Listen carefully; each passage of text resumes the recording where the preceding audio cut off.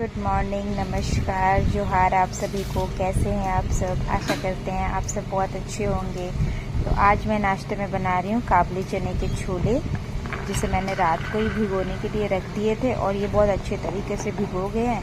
तो अब मैं इसे प्रेशर कुकर में डालूंगी अच्छे से। इसमें मैंने 3 आलू छील के रख दिए थे और इसको प्रेशर कुकर में डाल के थोड़े से उसमें गरम मसाला, नमक और हल्दी पाउडर, इन सब चीज़ों को अच्छे से डालकर इसे 2-4 सीटी आने तक अच्छे से धीमी आंच पे छोड़ दूंगी। उसके बाद साथ ही मैं बनाऊंगी बैगन के भरते। तो मैंने बहुत ज़्यादा नहीं, केवल 2 ही बैगन लिए क्योंकि काफ़ी कम लोग हैं तो 2 में हमारा हो जाता है। तो मैं इसे गोल गोल कट कर लूँगी क्योंकि इसे तवा में बनाऊंगी। तवा में मसाले डालकर बनाकर रोटियों के साथ काफ़ी अच्छा लगता है। ये क्या हो गया, ये तो बैगन में बिल्कुल भी कीड़े हैं। चलो कोई नहीं, उसे साइड में काट के फिर बाद में उसे बना लूँगी। और इधर मैंने मसाले तैयार कर लिए, हल्का सा लहसुन, मिर्च और केवल थोड़े से अदरक के साथ ही मैं इसे करूँगी। इसे मिक्सर ग्राइंडर में पीसने के बाद इसे बैंगन में अच्छे तरीके से कोट करूँगी। उससे पहले मैंने थोड़े से उसमें हल्दी पाउडर और थोड़ा सा मिक्स मसाला जो होता है उसे मिक्स करके अच्छे से इसे मिक्स करने के बाद इसे बैंगन में कोट करके फिर इसे तवे पे डालूंगी। वैसे मुझे रोटी के साथ ना ये बहुत अच्छा लगता है, बिल्कुल ड्राई होता है और खाने में भी काफ़ी टेस्टी लगता है और ये बच्चे भी खा लेते हैं आराम से हमारे घर पे। तो ये जैसे ही तवे पे डाली एकदम से इतनी ज़ोर की छींटें आने लगी, पर मैंने किसी तरह से सबको अच्छे से डाल दिया। और इधर सुबह हो चुकी थी, इधर शनाया भी अपने स्कूल के रेडी हो चुकी थी।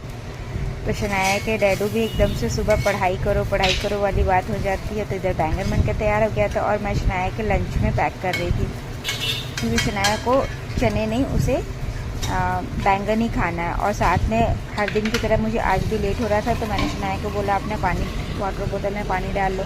फिर तो शनाया का लंच भी पैक हो गया और शनाया के लंच में हर रोज़ की तरह मैं रोटियां देती हूँ, तो आज भी मैंने रोटियां ही दिया। तो एकदम से उसके डैडी कह रहे लेट हो रहा है, जल्दी करो। तो इधर भाग भाग के मैंने शनाया को किसी तरह से बाय बोला क्योंकि उसे लेट होती है, तो मैंने उसे रोल करके रोटियां दे दी। मॉर्निंग में तो हर किसी को ही लेट होता है। और जैसे ही मैं उसे बाय करने के बाद आई तो यहाँ पे चने भी गल के रेडी हो चुके थे और बगल में मैंने बचे हुए बैंगन को भी फ्राई कर लिए थे। और साथ ही दूध वाला भी दूध आ चुका था, तो दूध को भी अच्छे से बॉईल कर लेंगे, छान के। थोड़े मोड़े गंदे तो होते ही है, तो दूध को अच्छे से बॉईल करके छान लिया। और इधर मैंने चढ़ा दिए कढ़ाई में मैंने फोरन में केवल जीरा, मिर्च और प्याज का तड़का लगाया।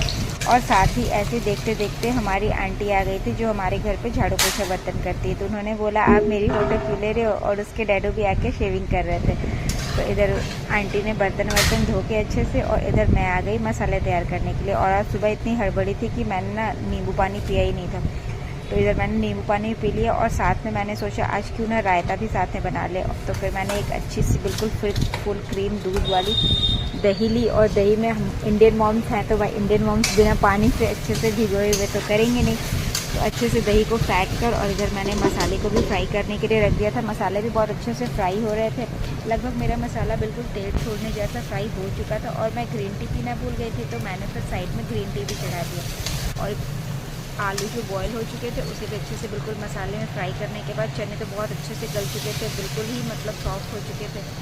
उसे भी कढ़ाई में डाल के अच्छे से फ्राई करके बिल्कुल ये ठेले स्टाइल छोले दिख क्या रहे थे, खाने में भी बहुत टेस्टी लग रहे थे। क्योंकि मेरे को टेस्ट देख के ही समझ आ जाता है कि टेस्ट काफ़ी अच्छा होगा।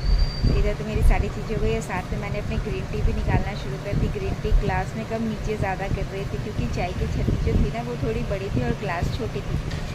तो चलो मैं अपना ग्रीन टी भी साथ में पी लेती हूँ। और फिर इधर मेरे चने भी पूरी तरह से बन के तैयार हो गए थे, तो बिल्कुल धनिया पत्ता के साथ गार्निश करके ये भी रेडी हो चुकी थी खाने के लिए।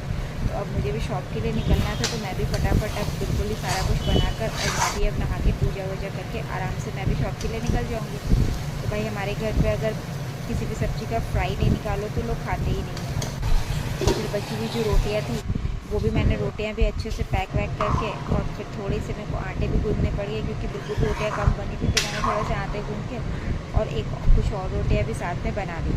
अब साथ में रायता भी बन के तैयार हो गया था। तो रायता मैंने वो प्याज नॉर्मली जो खीरा गाजर का होता है वो नहीं, आज मैं फ्रूट रायता बनाई थी। तो मैंने बहुत कुछ नहीं, उसमें केवल अनार के दाने, एप्पल और थोड़े बहुत नाशपाती, बनाना वगैरह मिक्स करके इधर हमारा रायता भी बन के तैयार हो गया था। और रायता भी काफ़ी टेस्टी दिख रहा था।